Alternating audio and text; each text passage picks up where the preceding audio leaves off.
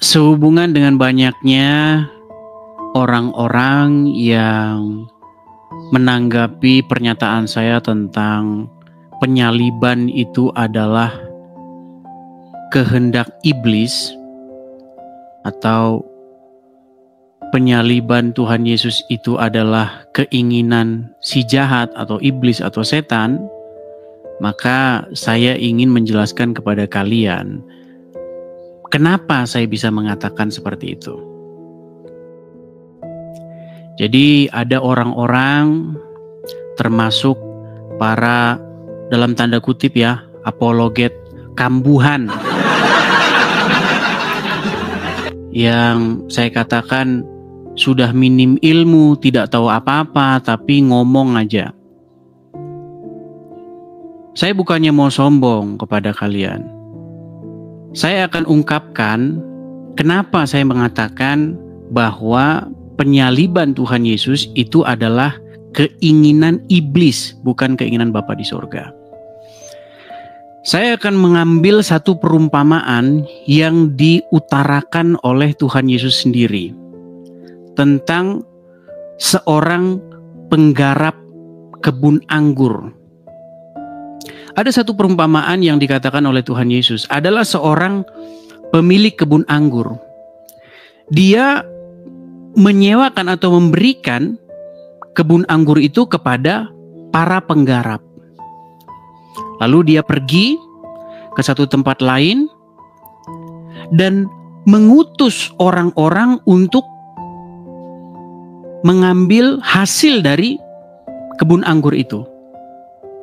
Tetapi apa yang dilakukan oleh para penggarap-penggarap terhadap utusan-utusan yang diutus oleh pemilik kebun anggur itu? Mereka malah menganiaya utusan-utusan tersebut. Diutus lagi, dianiaya lagi, diutus lagi, dan dianiaya lagi. Lalu apa kata sang pemilik kebun anggur itu? Aku akan mengutus anakku dan mereka akan segan. Tetapi apa yang dilakukan oleh para penggarap-penggarap itu? Ketika anak sang pemilik anggur itu datang, kata mereka begini, ini adalah anaknya, ini adalah ahli warisnya. Mari kita bunuh dia supaya kebun anggur ini jatuh kepada tangan kita. Perhatikan ini, perhatikan. Pertanyaan saya, apakah keinginan membunuh anak si pemilik kebun anggur ini adalah keinginan daripada sang pemilik anggur tersebut?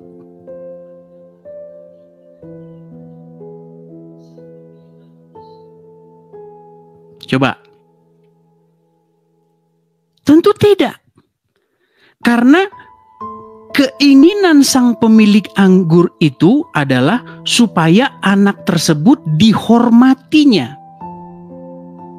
supaya anak tersebut diterimanya. Tetapi para penggarap-penggarap ini justru membunuh sang anak pemilik anggur tersebut. Jadi ketika Anda mengatakan bahwa penyaliban atau pembunuhan terhadap Yesus itu adalah keinginan Bapa di surga, makanya saya bilang Anda tidak waras lagi.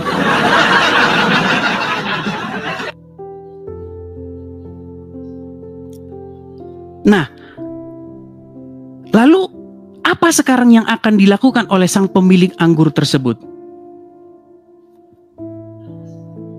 Maka sang pemilik anggur tersebut ketika dia pulang, dia akan membinasakan para penggarap-penggarap tersebut dan akan memberikan kebun anggur tersebut kepada orang lain.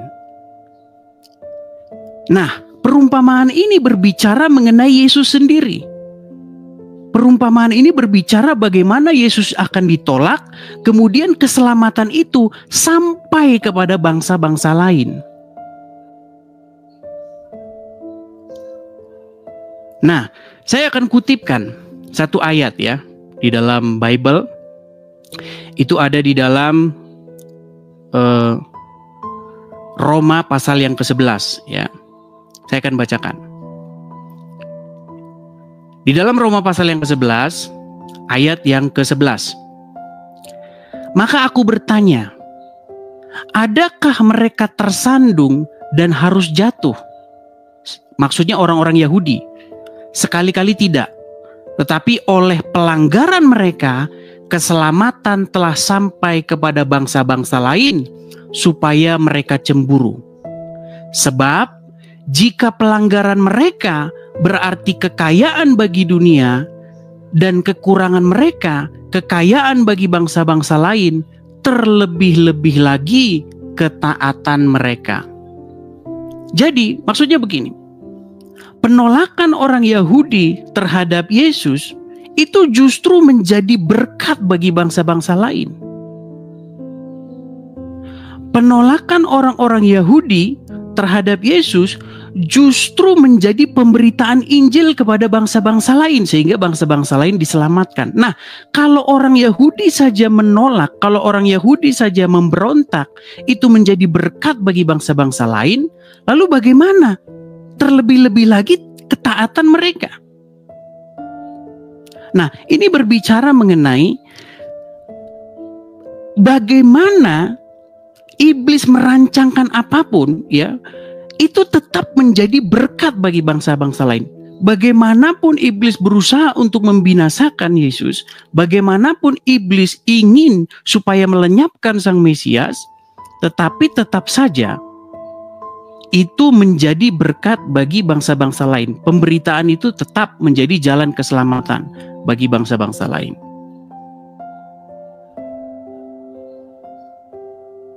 Nah, sekarang yang jadi masalah adalah ketika Anda mengatakan bahwa keinginan dari Bapa itu adalah supaya sang penggarap-penggarap itu membunuh anaknya sendiri. Bapa tidak menginginkan itu. Bapa menginginkan supaya anak itu diterima oleh para penggarap kebun-kebun anggur itu. Sama juga seperti Bapa di surga. Dikatakan di dalam Yohanes pasal yang pertama, oleh karena besar kasih karunia Allah akan dunia ini, sehingga ia mengaruniakan anaknya yang tunggal, supaya setiap orang yang percaya, bukan menyalip, setiap orang yang percaya kepadanya tidak binasa, melainkan beroleh hidup yang kekal. Jadi keinginan Bapa di surga itu supaya orang Yahudi percaya kepada Yesus. Keinginan Bapa di surga supaya orang-orang percaya kepada Yesus. Bukan untuk disalibkan. Begitu loh. Tetapi sekalipun mereka merancangkan yang jahat, tetap saja rencana Bapa itu tidak akan gagal. Karena iblis tidak akan bisa menggagalkan rencana Bapa. Begitu. Saya kasih contoh misalnya. Ini permisalan. Kalau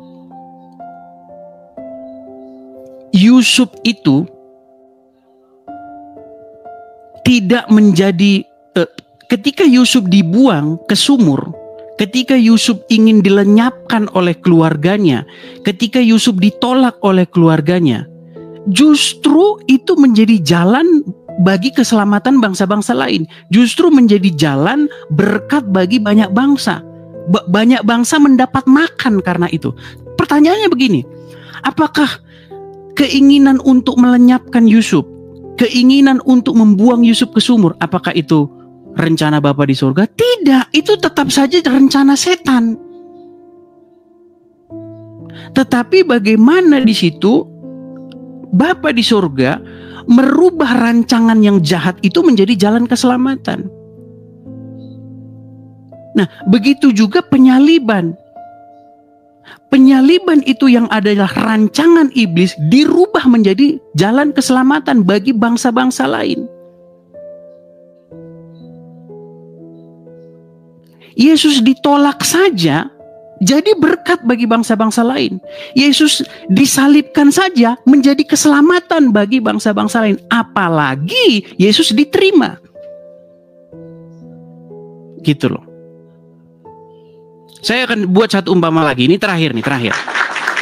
Baru habis ini kita buka sesi diskusi. Ini supaya lebih mudah ya, karena banyak orang-orang awam. Misalnya ada seorang gembala atau seorang pendeta. Dia punya satu gereja dari gubuk yang reot. Jemaatnya 5 orang. Dia seorang pemberita Injil. Tapi masyarakat di situ tidak terima, nggak mau di situ ada pemberitaan Injil. Maka orang-orang membakar gereja itu dengan tujuan apa? Melenyapkan Injil dari situ, melenyapkan jemaat Kristen dari situ. Dibakar gereja itu. Tetapi karena pendeta itu memegang teguh firman Tuhan, maka dia tidak membalas dengan membakar rumah ibadah mereka. Dia tidak membalas dengan membakar rumah ibadah orang-orang yang membakar gereja ini. Dia tetap diam. Dia pegang teguh firman Tuhan untuk tidak membalas kejahatan dengan kejahatan. Lalu, karena dia seperti itu, kabar tentang pembakaran gereja itu sampai kepada banyak orang. Sehingga banyak orang akhirnya membangun gereja yang reot itu menjadi gereja gedung yang besar. Orang yang tidak tahu di situ ada gereja, jadi tahu di situ ada gereja. Yang jemaatnya 5 sekarang jadi 100. Apa pesannya di sini? Bahwa Tuhan sanggup mengubah rancangan jahat menjadi jalan keselamatan. Tuhan sanggup membuat rencana iblis, menggagalkan rencana iblis menjadi rencana keselamatan, rancangan keselamatan. Nah, pertanyaannya sekarang begini. Rencana siapa itu pembakaran gereja? Apakah rencana Bapa di surga? Ya bukan, Peang. Apakah Bapa di surga dalang pembakaran gereja itu? Ya tidak. Kalau Bapa di surga dalang pembakaran gereja itu, artinya orang-orang yang membakar gereja itu jangan ditangkap polisi, jangan dihukum, mereka harus dikasih penghargaan, mereka harus dikasih reward. Nah, begitu juga penyaliban Yesus. Orang-orang yang menyalibkan Yesus itu, mereka itu ada di pihak iblis, dan Bapa tidak menginginkan itu. Seandainya itu rencana Bapa, maka orang-orang yang menyalibkan Yesus itu harus dikasih penghargaan.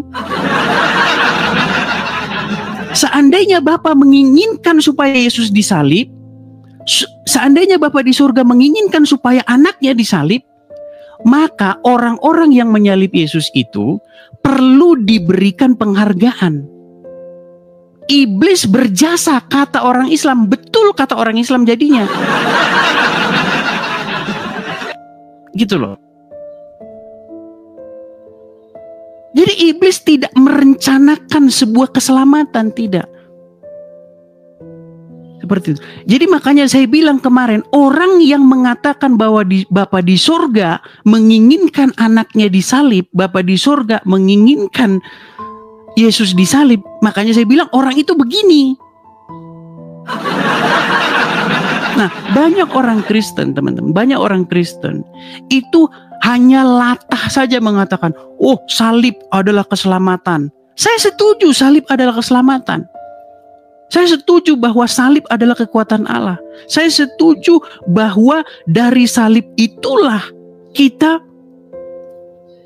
menjadi diselamatkan. Tetapi bagaimana detailnya, bagaimana kronologisnya, Anda harus paham juga. Jangan cuma ngomong, oh, salib keselamatan, salib keselamatan. Ditanya rinciannya Anda nggak tahu. Begitu. Jadi saya harap dengan penjelasan saya ini kalian sudah paham, ya. Konteks pada waktu itu saya adalah sedang berdebat dengan seorang Islam, namanya Yusuf PA, yang mengatakan iblis berjasa dalam penyaliban. Ya jelas iblis berjasa dalam penyaliban kalau Anda berpikir bahwa Bapa di surga menghendaki penyaliban itu. Sama seperti tadi loh, perumpamaan tadi. Ketika gereja itu dibakar, apakah itu keinginan Bapa di surga? Tidak. Kalau itu keinginan Bapa di surga, artinya orang-orang yang membakar itu patut mendapatkan penghargaan dari Bapa di surga. Gimana? Apakah mereka berjasa dalam hal membuat gereja itu semakin besar dan jemaatnya semakin besar? Tidak, mereka tidak berjasa sama sekali. Begitu. Yang berjasa adalah pemerintah dan orang-orang yang membangun gereja itu. Begitu loh. Inilah makanya saya bilang bahwa Bapa di surga itu mengungguli iblis.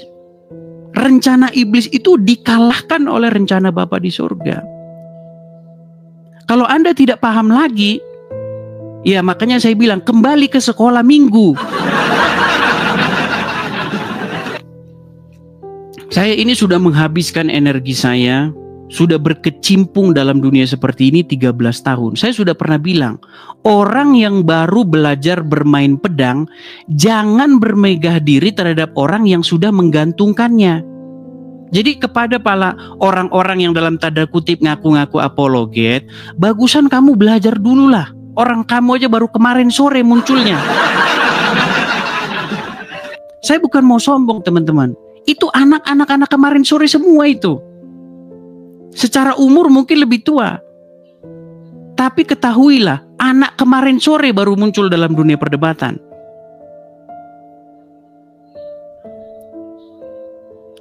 Ya teman-teman ya, jadi kalian harus paham. Sebenarnya ini bukan tugas seorang apologet. Tapi ini tugas bapak-bapak gembala gereja untuk mengajar, mendidik jemaatnya. Supaya jangan taunya cuman gereja, titip persembahan, udah pulang. Jangan begitu. Ya. Jadi saya harap dengan penjelasan saya ini kalian menjadi paham dan mengerti maksud saya. Saya rasa itu saja ya.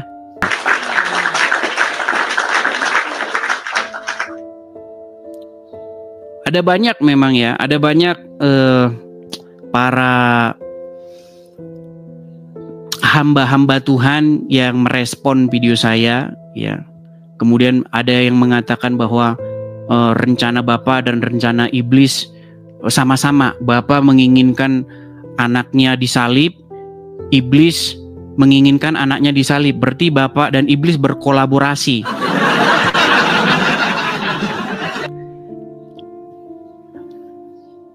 Tidak teman-teman, tidak berkolaborasi. Karena Bapa di surga dengan iblis itu selalu tabrakan.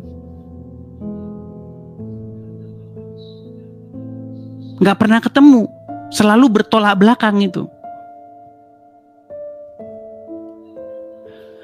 Ketika sang pemilik anggur mengutus anaknya, apakah sang pemilik anggur ingin anaknya dibunuh? Tidak. Sang pemilik anggur ingin anaknya dihormati. Tetapi malah dibunuh. Begitu loh. Nah, Bapa di surga juga seperti itu, ingin supaya orang-orang Yahudi menerima Sang Mesias, tetapi ditolaknya. Tetapi apakah Bapa kehabisan akal? Tidak. Makanya saya bilang tadi, rencana Bapa menggagahi atau mengalahkan rancangan iblis. Justru karena ditolak, maka jadi berkat bagi bangsa-bangsa. Pemberitaan Injil itu diberitakan kepada bangsa Indonesia, bangsa ini, bangsa itu. Berkat sampai kepada bangsa-bangsa. Nah, apa kata Paulus? Apa kata Rasul Paulus? Karena pemberontakan orang Yahudi saja, keselamatan itu sampai kepada bangsa-bangsa lain. Apalagi karena ketaatan orang Yahudi. Bayangin itu, luar biasanya rancangan Bapa di surga. Makanya dirubah salib itu menjadi berkat. Jadi jangan dibilang, oh kalau gitu salib harus disingkirkan dong. Pengak kamu. Ya tidak. Justru salib itu menjadi lambang bagi kita. Ini loh, kemenangan itu ada di salib itu. Makanya seperti tulisan ini, penyaliban Tuhan Yesus adalah kehendak iblis. Iya, penyaliban Tuhan Yesus itu kehendak iblis. Kehendak Bapa di surga adalah agar Yesus menghadapi penyaliban itu. Ketika di Taman Getsemani, Apa doa Tuhan Yesus? Janganlah kehendakku yang terjadi, melainkan kehendak-Mu. Maksudnya kehendak Bapa itu apa? Supaya Yesus disalib? Ya bukan, gimana? Kehendak Bapa di surga itu supaya Yesus menghadapi itu, menghadapi penyaliban itu. Nggak lari kayak nabi tetangga sebelah yang lari dari penyaliban, kemudian ditukar sama orang lain.